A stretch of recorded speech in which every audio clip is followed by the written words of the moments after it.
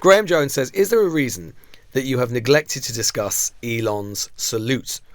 Elon Musk, lots of people saying that he made a Nazi salute at one of the Trump rallies. It feels like a real watershed moment for the normalisation of abhorrent behaviour, particularly with the lack of coverage it seems to be getting. It's difficult, right? Because did he make a Nazi salute? I can completely buy that either idea is credible. I.e., I can imagine that, look, we know he's a deeply weird, abnormal person. He's an odd guy.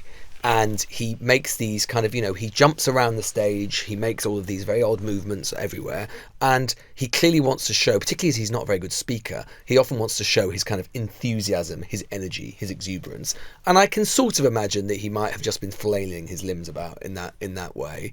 And you can't prove that he wasn't, although he actually hasn't actively denied it. But then on the other hand, this is a guy, and I think this is the important bit. In a way, for me, the salute is kind of neither here nor there. What do we absolutely know about Elon Musk? What we absolutely know about Elon Musk is that he has legitimised, restored to his platform, and consistently amplifies far-right messaging, far-right misinformation stories. We've seen the effect of that in our own country. And so in a way, with the salute, although it's symbolic, and I think liberals often get obsessed with symbolism, in a way, to me, it's kind of neither here nor there. The actually really important thing is what he does on a daily basis and how he pollutes the discourse, and we know he does that.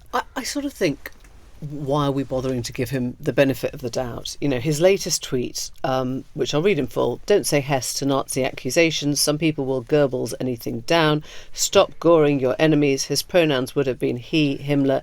Bet you did Nazi that coming. Hilarious. It's hilarious, So the fact that he is leaning into this is, I guess, a provocation to all of us having this conversation about whether or not he's a Nazi. We know his views are of the far right. He espouses the views of Tommy Robinson and, as you said, the AFD. So it's we're almost past that conversation. We know what we're dealing with. And it's also, I think, Graham, it's a really great question, because we didn't do it.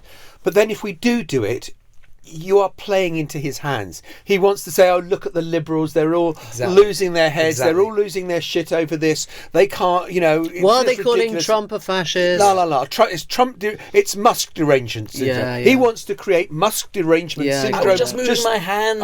Exactly. So judge him by what he does. He is the most powerful non-elected person in the world right now, it seems to me. He has Trump's ear. He's probably the most powerful person in the world right now. Yeah, arguably as equal with Trump, in the sense that he is right in there on every decision, and no one has voted for Elon Musk for anything.